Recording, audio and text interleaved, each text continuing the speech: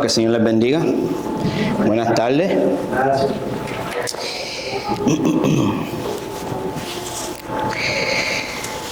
Le damos gracias a Dios por esta tarde, porque mientras cantábamos hemos sido acordados de sus promesas y por darnos la oportunidad de sentarnos ahora para escuchar su palabra. Tengo hoy el honor de ser el exponente de la palabra de Dios y le pido al Señor que use su palabra para fortalecernos en esta tarde. Amado, entendemos que para nuestro Dios no hay un límite en su poder para salvar. Pero muchas veces las circunstancias que enfrentamos nos ciegan a esa realidad. El pueblo de Israel no veía solución a su problema de esclavitud. Se había levantado un faraón que no conocía a José, por tanto lo oprimía bajo labor intenso. Pero la palabra dice que mientras más lo oprimían, más se multiplicaban y crecían. Este escenario difícil dio paso al despliegue de poder más glorioso del Antiguo Testamento y el suceso que definió la historia del pueblo de Israel, el Éxodo. En el libro de los Hechos hemos visto el despliegue del poder del Cristo resucitado mientras ha ido estableciendo su iglesia. Hemos visto que la iglesia ha sido encarcelada, amenazada a no predicar en el nombre del Señor, han enfrentado pecado en la iglesia, han surgido murmuraciones sobre viudas desatendidas, han sido puestos a muerto por el Evangelio, sufrieron gran persecución y tuvieron que defender el Evangelio en contra de los que querían comprar su poder. La última entrada en esta saga fue la semana pasada. Estuvimos leyendo el inicio del capítulo 9, donde vimos a Cristo triunfar sobre el perseguidor más notorio de la iglesia, convirtiéndolo en su siervo, algo que nadie pensó posible. La semana que viene estaremos en el capítulo 10, donde vamos a ver el Evangelio alcanzar los gentiles, algo que un judío no podía concebir. Entonces hoy llegamos a un texto que se encuentra en medio de dos sucesos monumentales del libro de los Hechos. El interludio entre estas dos historias es simplemente otro recordatorio más del poder de Cristo operando a favor de su pueblo mientras se extiende su reino. El argumento que les propongo en esta tarde, amada iglesia, es que el Rey resucitado usa cualquier circunstancia para hacer avanzar su reino, demostrando su poder.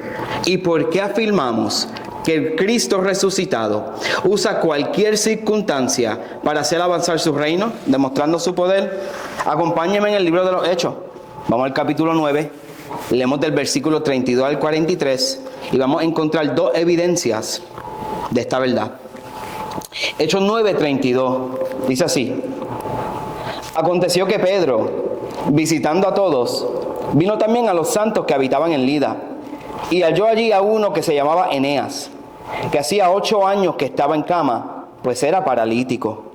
Y le dijo Pedro: Eneas, Jesucristo te sana, levántate y haz tu cama. Y enseguida se levantó. Y le vieron todos los que habitaban en Lida y en Sarón, los cuales se convirtieron al Señor. Había entonces en Jope una discípula llamada Tabita, que traducido quiere decir Dorcas. Esta abundaba en buena obra y en limosnas que hacía.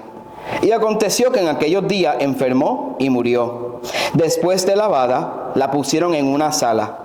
Y como Lida estaba cerca de Jope, los discípulos, oyendo que Pedro estaba allí, le enviaron 2 hombres a rogarle: no tardes en venir a nosotros. Levantándose entonces Pedro, fue con ellos. Y cuando llegó, le llevaron a la sala, donde le rodearon todas las viudas, llorando y mostrando las túnicas y los vestidos que Dorcas hacía cuando estaba con ellas. Entonces, sacando a todos, Pedro se puso de rodillas y oró. Y volviéndose al cuerpo, dijo: Tabita, levántate. Y ella abrió los ojos, y al ver a Pedro, se incorporó. Y él, dándole la mano, la levantó. Entonces, llamando a los santos y a las viudas, la presentó viva. Esto fue notorio en toda Jope, y muchos creyeron en el Señor. Y aconteció que se quedó muchos días en Jope, en casa de un cierto Simón, curtidor. Acompáñenme en orar. Padre, venimos ante ti para darte gracias por tu palabra, Señor. Entendemos que el poder es tuyo, que la sabiduría es tuya, Señor, y que ante tu palabra nos postramos para aprender de ti, ser animado, ser fortalecido, Señor, y entender que todo el poder, Señor, es tuyo, que no hay nada que detiene tu poder para salvar, Señor, y que nosotros hemos sido comisionados a predicar de tu poder, no del hombre, no de, Señor, mecanismos, sino de ti, Jesucristo, y de tu poder para salvar. Fortalece a tu iglesia, convence corazones, Señor, y ayúdanos a conformarnos a la imagen de tu Hijo, por medio de tu palabra. En el nombre de Jesús, amén y amén. Entonces, mi primer punto para ayudarnos a establecer este tema es que Cristo hace avanzar su reino demostrando su poder sobre la enfermedad. Sé que empezamos en el versículo 32, pero es bueno leer el contexto inmediato que contiene unos detalles útiles para mejor entender esta historia. Si usted nota en el versículo 31, la palabra dice que entonces las iglesias tenían paz por toda Judea y Galilea y Samaria, y eran edificadas andando en el temor del Señor, y se acrecentaban fortalecidas por el Espíritu Santo. El contexto inmediato nos presenta un ambiente donde había llegado paz, proveída por Dios específicamente en luz del mayor enemigo de la iglesia siendo convertido. Si se acuerdan en Hechos capítulo 1, versículo 8, vemos que seréis testigos en Jerusalén, Judea, Samaria y hasta los confines de la tierra. El texto confirma que iglesias se habían estado formando en partes distintas de Israel como Cristo lo había prometido. Nos preguntamos, ¿cómo es que la iglesia, en medio de tantos problemas internos y externos que hemos visto, cómo es que ellos avanzaban? ¿Cómo es que el reino se expandía? Bueno, vemos una de las claves en varias ocasiones. Vemos en el capítulo 5, versículo 42, que dice la palabra: y todos los días en el templo y por las casas no cesaban de enseñar y predicar a Jesucristo. Después de los discípulos ser esparcidos, perseguidos por la muerte de Esteban, ¿qué fue lo que hicieron los discípulos? El 8:4 dice lo mismo. Pero los que fueron esparcidos iban por todas partes anunciando el Evangelio. ¿Cómo es que Dios expande el Evangelio aún en tiempos difíciles? Claro, expandiendo el Evangelio por medio de la predicación y la promulgación de ese Evangelio aún en tiempos difíciles. Pero ahora, por la misericordia de Dios, hemos llegado en el libro de los Hechos a un tiempo de paz. Vino un tiempo de refrigerio de parte de Dios. ¿Qué aplicación podemos hacer de esto? No hay diferencia hoy en día, amado. Como seguidores de Cristo, tenemos temporadas de tormenta intensa, problemas inesperados, dolores y pérdidas. Nos enfrentamos a injusticia y sufrimiento. Pero en medio de todo, como en la iglesia primitiva y ahora, somos sostenidos por el Dios que ha prometido establecer su iglesia y defenderla contra las puertas del infierno. Hay evidencia clara de que Cristo está en control, de que la obra de Dios sigue creciendo y fortaleciéndose, y de que formamos parte de un reino imparable. Si vamos a 2 Corintios, capítulo 4, versículo 10, quiero ver cómo Pablo ve nuestra jornada. 2 Corintios, capítulo 4, versículo 7 al 10, cita así: pero tenemos este tesoro en vasos de barro, para que la excelencia del poder sea de Dios y no de nosotros, que estamos atribulados en todo, mas no angustiados, en apuros, mas no desesperados, perseguidos, mas no desamparados, derribados, pero no destruidos, llevando en el cuerpo siempre por todas partes la muerte de Jesús, para que también la vida de Jesús se manifieste en nuestros cuerpos. Todo esto es obra de Dios, amados. En buenos y en malos tiempos tenemos y cargamos el Evangelio de Cristo, y es lo que predicamos, y es el mismo que nos sostiene con la vida que Él nos da. En luz del triunfo de la iglesia en Hechos, nosotros aún en dificultades tenemos que seguir proclamando, confiando en Dios, descansando en la obra de Cristo en nuestras vidas. Esto nos trae al versículo 32. En este tiempo de paz, Lucas nos reintroduce a uno de los personajes principales del libro de los Hechos, a Pedro.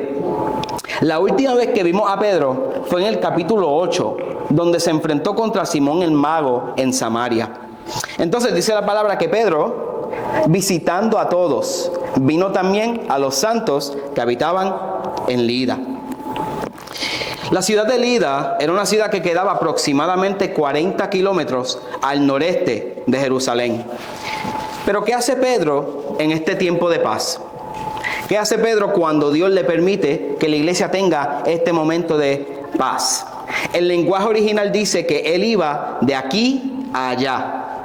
Pedro no tomó este tiempo de paz para descansar, para enfocarse en él mismo, para cogerlo suave. Su preocupación primordial era la salud y el bienestar de la iglesia que habían sido formadas. ¿Y quién era Pedro? Un apóstol, uno de los 12 y uno de los 3 discípulos más cercanos al Señor. No lo vemos aquí tomando su título como apóstol para señorear, para pedir, demandar o exigir. Pedro se entregó en tiempo y fuera de tiempo para servir la grey de su Señor, entendiendo que su recompensa no es terrenal, sino que proviene de Cristo. Y en sus mismas palabras, si vamos a Primera de Pedro, capítulo 5, versículo 1 al 4, mira cómo Pedro describe esto. Primera de Pedro 5, 1 al 4 dice: ruego a los ancianos que están entre vosotros, yo anciano con ellos y testigo de los padecimientos de Cristo, que soy también participante de la gloria que será revelada. Apacentad la grey de Dios que está entre vosotros, cuidando de ella, no por fuerza, sino voluntariamente, no por ganancia deshonesta, sino con ánimo pronto, no como teniendo señorío sobre los que están a vuestro cuidado, sino siendo ejemplos de la grey. Y cuando aparezca el príncipe de los pastores, vosotros recibiréis la corona incorruptible de gloria. Pedro es solo un pastor que le tendrá que rendir cuentas al príncipe de los pastores. Los líderes y los pastores de la iglesia de Cristo tienen una responsabilidad enorme, no solo de predicar correctamente el evangelio, sino de apacentar la grey, cuidar de ella voluntariamente, con ánimo y de vivirse por ella.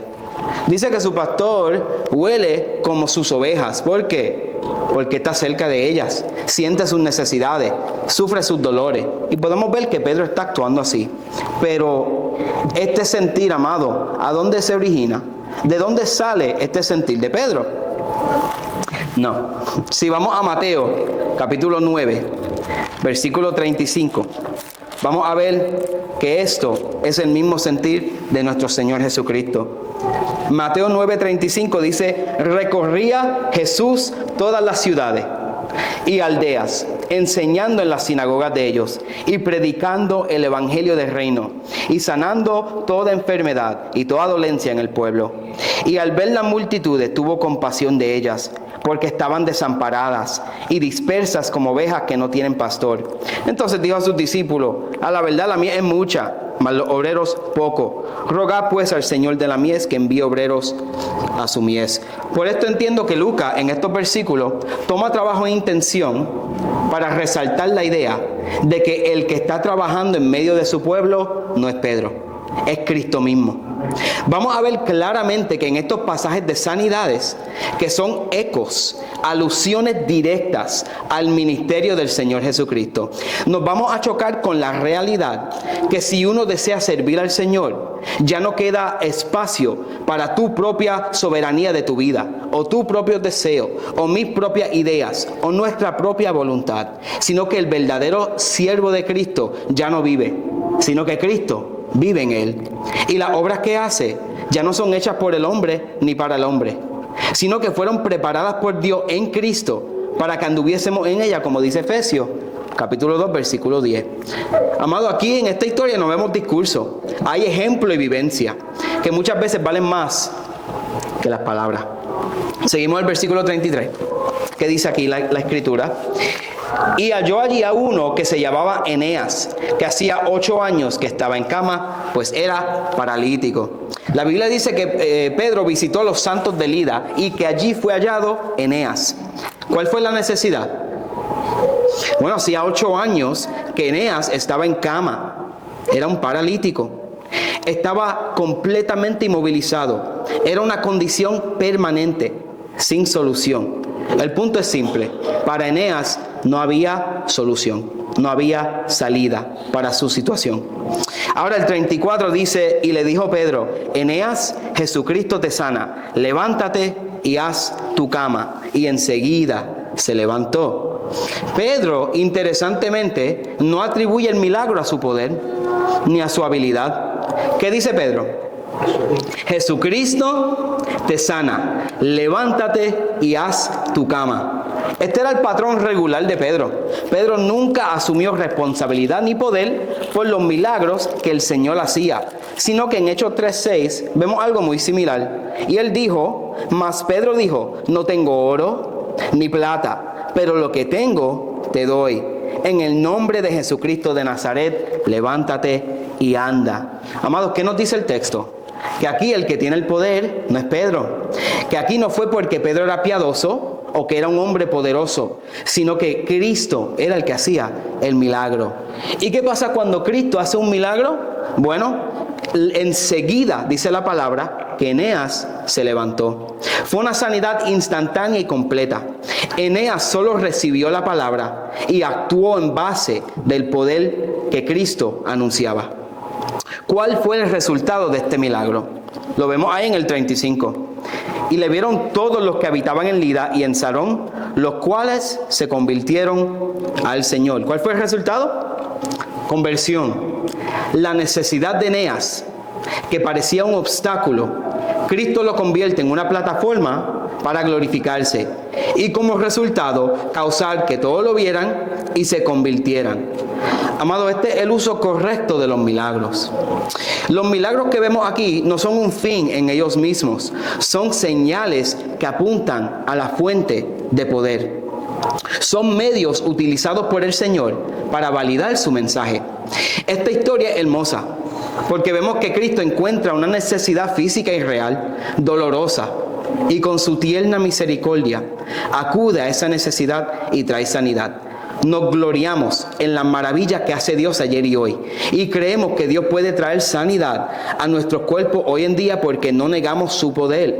Pero los milagros, otra vez, no son un fin en ellos mismos, ya que en un mundo caído estamos predispuestos a enfermarnos de nuevo. Nosotros no somos siervos de Cristo porque Él nos puede sanar o ayudar físicamente o materialmente. Nosotros entendemos que los milagros apuntan al Salvador del mundo, que por medio del nuevo pacto que Él inauguró, ha hecho propiciación para la enfermedad peor que afecta al humano. ¿Cuál es esa? El pecado. Por eso, los que vieron a Eneas fueron salvos, no por el milagro, sino por creer en el Cristo, que usa el milagro como ejemplo de su poder para perdonar pecados. Si crees que estoy estrechando un poquito la historia, yo puedo ir, y quisiera que vayan conmigo, a Mateo capítulo 9, versículo 5, donde Cristo mismo dice la razón por la cual Él sana a un paralítico. Mateo capítulo 9, versículos 5 al 6 dice lo siguiente: porque ¿qué es más fácil decir? ¿Los pecados te son perdonados? O decir, levántate y anda. Pues para que sepáis que el Hijo del Hombre tiene potestad en la tierra para perdonar pecados, dice entonces al paralítico, levántate, toma tu cama y vete a tu casa. Amado, el mismo escenario, un paralítico desahuciado. ¿Y qué le dijo Cristo al sanarlo? ¿Que era para qué? Para que supiéramos que el Hijo del Hombre tiene potestad para perdonar pecados. Es para que sepan que Dios en Cristo, al traer al paralítico en un estado de salud física, revela su poder de traer sanidad espiritual. La respuesta correcta: cree en el único que tiene el poder para sanarte por completo. Posibles objeciones. Puede ser que surja aquí una objeción. Puede ser que alguien diga: para tener un ministerio exitoso, tienes que tener sobrenombre y promocionarte como un gran hombre de Dios, usado por Dios. Hay muchos falsos maestros que lo que quieren es engrandecerse. Usan títulos impresionantes, tienen mucha carisma y prometen prosperidad y sanidad física. Pero qué interesante, Pedro, siendo apóstol, siendo aquel quien Cristo le dijo que le entregaba las llaves del reino, ¿cómo es que lo vemos actuar? ¿Convocó una campaña de milagros? ¿Prometió que Dios se tenía que mover porque Él es un hombre de Dios y Dios hace lo que Él diga? Jamás. Pedro le proclama al paralítico: Jesucristo te sana. Pedro entendió que él no es protagonista, que él no tiene poder en sí mismo, y el que obra al fin es el mismo Señor Jesucristo. Esto es un problema enorme en la iglesia hoy.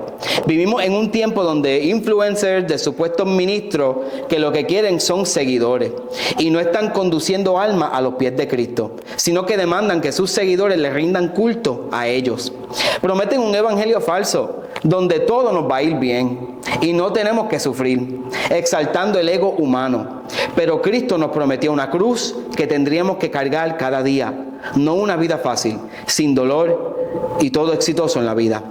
Este mismo error Pablo lo confronta en 1 Corintios 1:10 al 17. Había gente que decía: yo soy de Pedro, yo soy de Pablo, yo soy de Apolo. Ese era el mensaje que estaba cautivando a los de Corintios. ¿Y qué le dijo Pedro?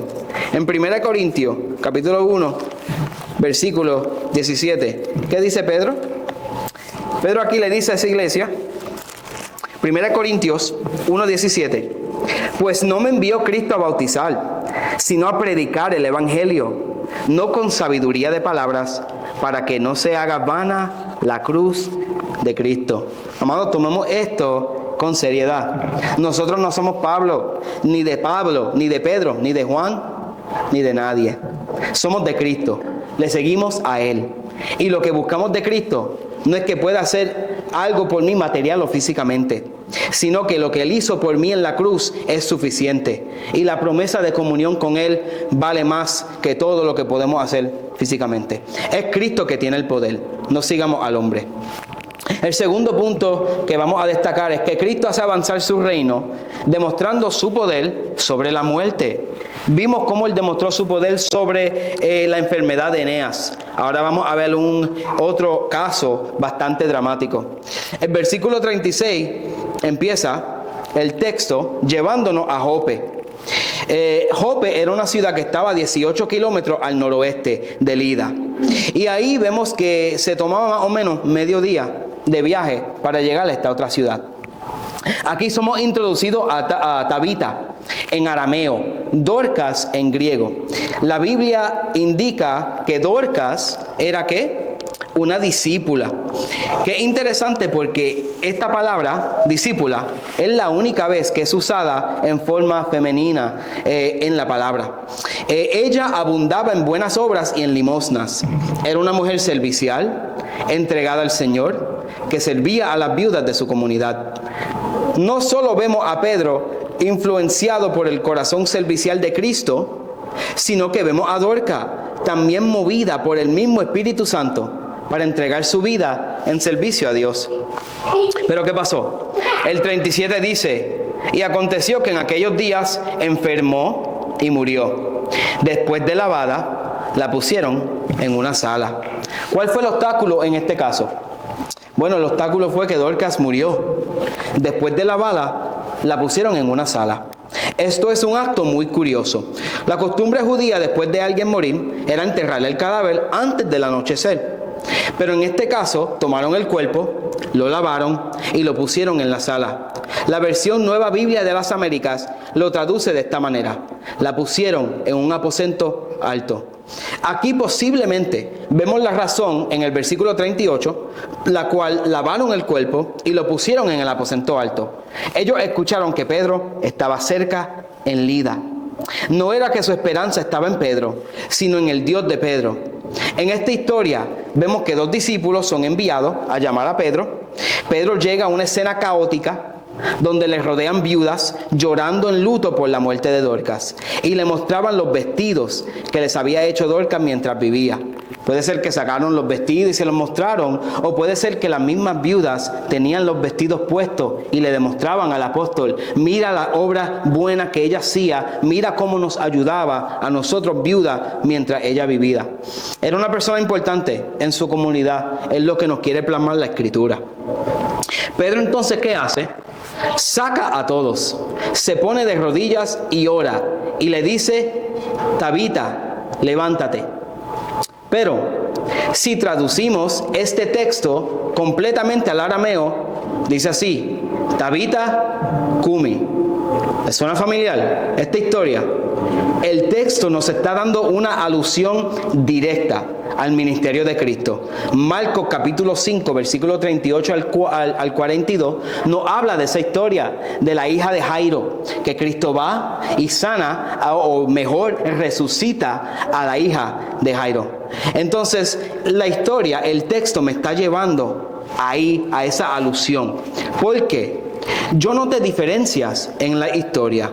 Una de las diferencias que pude notar es que Pedro, si lo nota ahí, acompáñeme ahí en el texto, en el 40 dice que entonces, sacando a todos, Pedro se puso de rodillas y oró. Pedro tuvo que orar, implorarle al Señor para que haga el milagro. Pero Cristo, si lee la historia, no oró, sino que tocó a la niña. Y por el poder que emana de su deidad, levantó a la niña de los muertos. Entonces, ¿por qué la alusión aquí? Simple. Si vamos a Hechos, capítulo 1, versículo 1, el principio. Mira cómo Lucas empieza esta carta, este libro. En el primer tratado, oh Teófilo, hablé acerca de todas las cosas que Jesús comenzó a hacer y a enseñar. Entonces, si el libro de los Hechos, Lucas está diciendo, en el primer tratado, que es el Evangelio de Lucas, él habló de las cosas que Jesús comenzó a hacer. ¿Qué estamos viendo en el segundo tratado, el libro de los Hechos?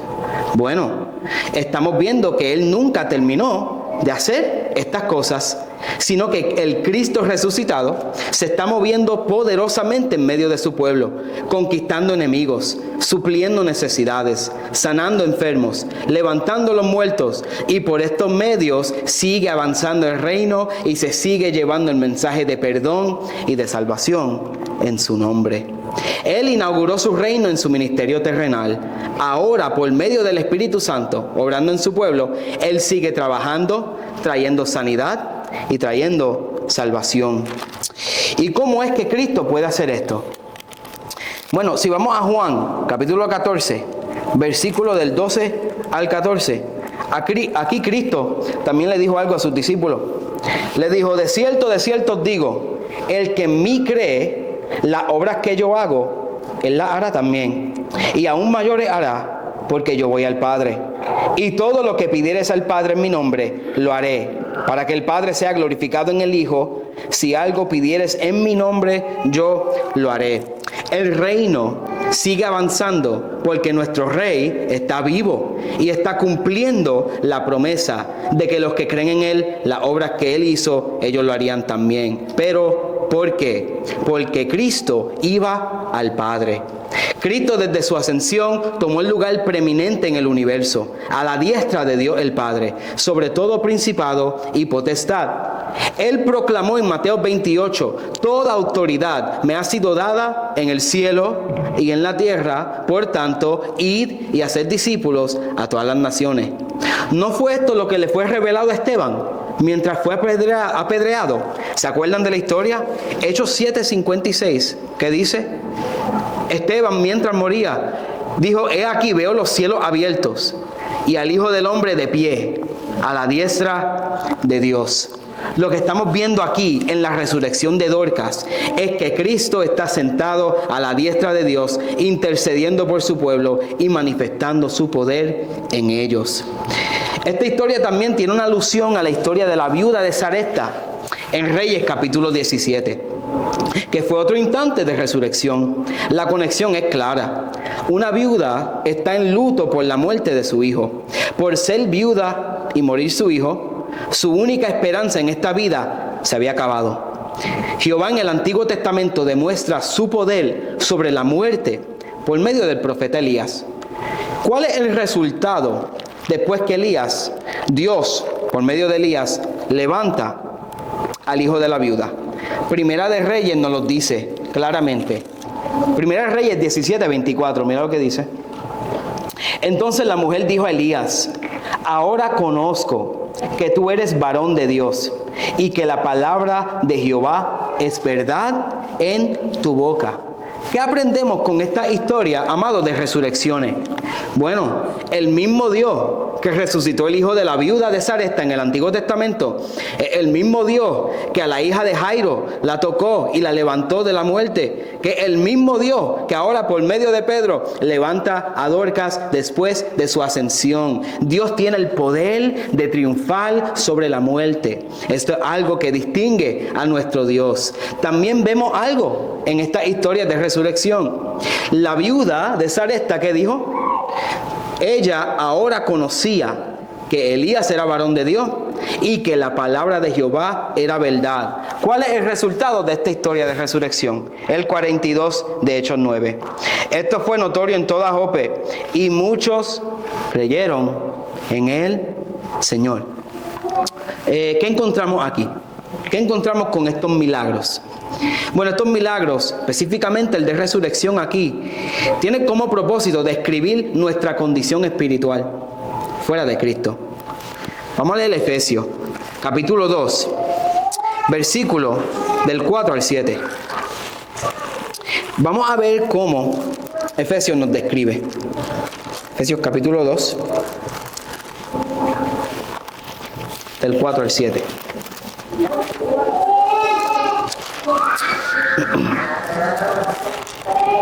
Efesios 2, del 4 al 7 dice así: pero Dios, que es rico en misericordia, por su gran amor con que nos amó, aun estando muertos en pecados, nos dio vida juntamente con Cristo. Por gracia sois salvos, y juntamente con Él nos resucitó, y asimismo nos hizo sentar en los lugares celestiales con Cristo Jesús, para mostrar en los siglos venideros las abundantes riquezas de su gracia en su bondad para con nosotros en Cristo Jesús. ¿Cómo describe Efesios nuestra condición fuera de Cristo? Muertos. La imagen es chocante. El cadáver del hijo de la viuda, de la hija de Jairo y de Dorcas señala nuestra condición espiritual fuera de Cristo. Muertos, incapaces, desesperadamente perdidos, sin solución. Pero Cristo llega en su gran amor y le trae la solución a lo imposible: el resucitar el pecador muerto en delitos y pecados. Juntamente con Él nos resucita. ¿Y cuál es el propósito? Para mostrar en los siglos venideros las abundantes riquezas de su gracia en su bondad para con nosotros en Cristo Jesús. Y cuando dice que nos dio vida, ¿cómo nos la dio? Todos los que fueron resucitados en la palabra, si usted nota, ¿qué pasó con ellos? ¿Qué pasó con Lázaro? ¿Qué pasó con Dorcas? ¿Qué pasó con la hija del hijo de la viuda? Volvieron a morir, ¿verdad? ¿Lo entendemos? Entonces, todos los que fueron resucitados en la palabra volvieron a morir. Pero, ¿qué dice la palabra de Cristo? En 1 Corintios 15:20. De Cristo, dice así la palabra: mas ahora Cristo ha resucitado de los muertos, primicia de los que durmieron es hecho. Porque por cuanto la muerte entró por un hombre, también por un hombre la resurrección de los muertos. Porque así como en Adán todos mueren, también en Cristo todos serán vivificados. Pero cada uno en su debido orden. Cristo las primicias, luego los que son de Cristo en su venida. Entonces, Jesucristo tiene el lugar preeminente al ser el primero que resucitó de los muertos para nunca volver a ver la muerte jamás. ¿Y cuál es el mensaje del Evangelio? Cristo resucitó y Él tiene el poder para resucitarnos a nosotros también. Así como Él vive para siempre, nosotros en Cristo tenemos la promesa de vida eterna. En luz de este milagro, ¿cuál es la respuesta adecuada? Creer en el Señor Jesucristo, que tiene autoridad sobre la muerte y el pecado, para recibir no una resurrección física y volver a morir, sino para obtener perdón de nuestros pecados y una vida en Cristo que nunca se acabará. Un posible argumento puede ser: ¿por qué hoy no suceden los mismos milagros si tenemos el mismo Cristo y el mismo mensaje? Bueno, Dios nunca quiso, amado, que dependiéramos de señales o milagros. Esta nunca fue la intención de la Escritura. Y esto no lo enseña la palabra. Cristo mismo advierte sobre buscar señales y depender de ellas. En Mateo capítulo 12, versículo 39, mira cómo Cristo se dirige a los que buscaban señal. Mateo 12, 39 al 40 dice lo siguiente: Él respondió y les dijo: la generación mala y adúltera demanda señal, pero señal no le será dada, sino la señal del profeta Jonás. Porque como estuvo Jonás en el vientre del gran pez 3 días y 3 noches, así estará el Hijo del Hombre en el corazón de la tierra 3 días y 3 noches. Cristo, ¿en qué pone el énfasis? ¿En las señales? ¿En los milagros? No, lo redirige y lo redefine y dice: la atención no es en los milagros, la atención es en lo que yo voy a hacer por los pecadores, estar en el corazón de la tierra 3 días y 3 noches para traer redención y perdón de pecados. Cristo no pone énfasis en la señal, enfatiza su muerte y su resurrección. Pablo confirma que nosotros vivimos ¿por qué? Vivimos por fe y no por vista. Nosotros dependemos de Cristo y de su obra en la cruz, no de milagros. Amado, no busquemos más señales, no busquemos milagros. Dios se place en hacer sanidades, acudir a nuestras necesidades. Pero nosotros, lo que nos mantiene, no es la promesa de un milagro físico, ni de beneficios temporales. Lo que a nosotros nos sostiene es la cruz de Cristo. Lo que a nosotros nos sostiene es la promesa de que lo que era imposible, nuestra muerte espiritual, el que pensábamos como Pablo, que no podía ser cambiado, que no podía ser transformado, ¿qué nos está demostrando Cristo en hecho? Que lo imposible Él lo hace posible. Solamente Él. Y a nosotros nos toca solo creer y descansar en el Dios que hace lo imposible. El versículo 43, el último versículo de esta unidad, y fíjate, termina en una nueva escena. El versículo 43 dice lo siguiente: y aconteció, estamos en Hechos 9, versículo 43, y aconteció que se quedó muchos días en Jope, en casa de un cierto Simón, curtidor. Lucas otra vez menciona la ciudad de Jope. En 8 versículos, Jope es mencionado 3 veces en esta unidad. Y el texto no nos permite ignorar este detalle. No está aquí por casualidad. Jope es una ciudad localizada en un puerto muy importante para Israel. Pero lo más interesante es que en el Antiguo Testamento, Jope fue el puerto que un profeta muy famoso acudió a él para huir del llamado de Dios sobre su vida. Ese profeta fue Jonás. ¿Y por qué Jonás huía de la presencia de Dios? Porque no podía concebir de que el Dios de Israel también se compadeciera de los gentiles. Lucas, en el último versículo de esta unidad, nos está preparando para un acontecimiento climático en el libro de los Hechos, que nos será presentada la semana que viene. Menciona que Pedro se queda en casa también de un curtidor. Simón probablemente era un judío, Simón el curtidor, era un judío, pero su oficio era uno considerado muy inmundo y no soportado por los suyos. Él trabaja con cadáveres de animales muertos para hacer pieles. Y entonces vemos aquí que el poder también está activo, que Dios, Cristo, está activo en derribar prejuicios, aún del siervo que está usando en este escenario que fue Pedro, porque nada detiene el poder del Rey. Vamos a ir concluyendo. En estas ciudades habían necesidades muy visibles y urgentes. En Lida había un paralítico. en Jope una discípula amada que acababa de morir. Y vimos cómo el Señor acudió a las necesidades de estos hermanos y se glorificó en medio de su pueblo. Pero las necesidades visibles, el parálisis de Eneas y la muerte de Dorcas, eran solo síntomas de la necesidad real. Hoy hay muchos lugares, muchos mecanismos, muchas soluciones para los males de nuestra sociedad. Pero estos métodos solo tratan los síntomas. Y como solo tratan los síntomas, nunca llegan a la necesidad real. Y menos logran alcanzar la solución. Este texto revela lo que verdaderamente necesita el hombre. Es conocer que todas sus necesidades, incapacidades y su condición de muerte espiritual son producto del pecado. El pecado produce muerte y para esa condición solo hay una prescripción dada por el Padre: la sangre de Cristo. Los milagros en esta historia solo señalan a Cristo, el Rey que se glorifica al traer sanidad y restauración total por medio de su muerte y resurrección. No hay diferencia hoy en día. Cristo, por medio de su iglesia, acude a la mayor necesidad de esta sociedad y del mundo. Hermano, no estamos aquí para pasarla bien, para traer gloria a nuestro nombre, para engrandecer nuestros ministerios personales. Cristo nos ha posicionado estratégicamente en este lugar y en este momento en la historia actual para suplir las necesidades de los santos y para proclamar a los no creyentes que hemos hallado la solución a nuestra condición caída. ¿Cuál es la solución?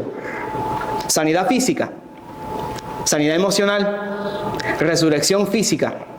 No, la solución es que Cristo resucitó de los muertos y Él sigue glorificándose en medio de su pueblo. Y al glorificarse en medio de su pueblo, trayendo perdón, sanidad, redención y vida a su iglesia, ¿qué hace? También le extiende una invitación a todos los que ven lo que Dios está haciendo en su pueblo, para que ellos también vengan al arrepentimiento y a la fe. Cristo le ofrece gracia a los pecadores al creer en Él. Y el resultado es vida plena aquí y ahora y vida eterna con Él para siempre. Amado hermano que estás aquí, que ya has puesto tu fe en Cristo, si estás pasando por una dificultad inesperada o una temporada seca, aliéntese tu corazón. Dios no te ha dejado y nunca lo hará. Dios se encargará de tu problema. Tú encárgate de deleitarte en Él, de encomendarle tu camino. Confía en Él y Él hará. También entiende que Cristo vive. Y aunque no veamos milagros, como los vimos en el texto hoy, nunca pienses que Dios no está en medio de nosotros. El milagro más grande que podemos concebir es que Cristo resucite a alguien muerto en sus delitos y pecados y le dé vida. Entonces, glorifica a Dios por la obra que ha hecho en ti y ten fe que Él seguirá haciendo obra en medio de nosotros.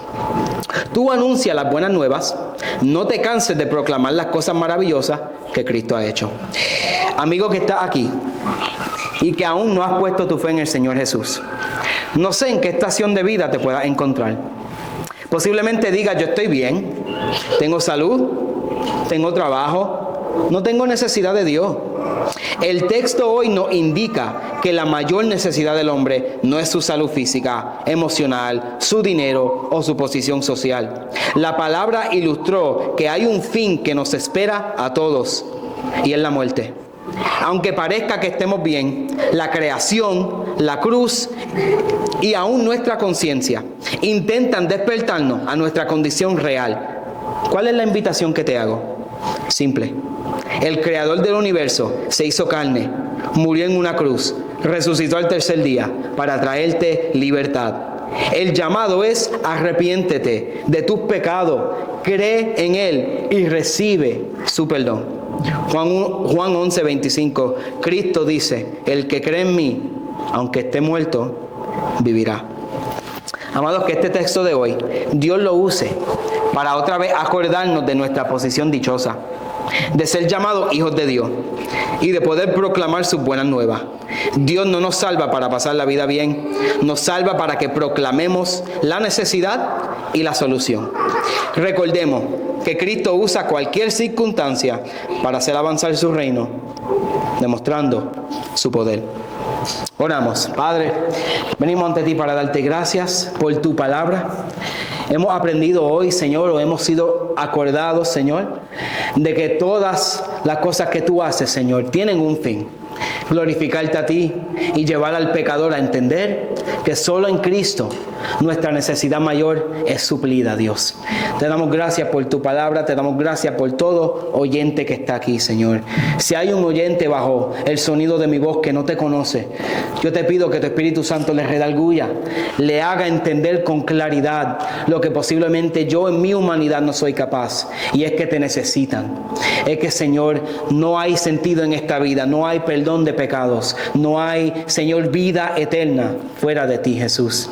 Y para el creyente que se ha sentado, Señor, bajo tu palabra hoy, fortalécele, enséñale y muéstrale otra vez, Señor, la posición dichosa que ellos tienen de ser llamados hijos de Dios, de tener el poder de un Cristo resucitado, que no solamente obró en el Antiguo Testamento, no solamente obró en el tiempo de los apóstoles, sino que obra aquí y ahora, trayendo salvación, trayendo perdón, trayendo descanso al alma necesitada. Te damos gracias, Padre, por tu palabra. Fortalécenos y ayúdanos a confiar, Señor, que todo tú lo usas para avanzar tu reino, Señor, y para demostrar tu poder. En el nombre de Jesús oramos. Amén y amén.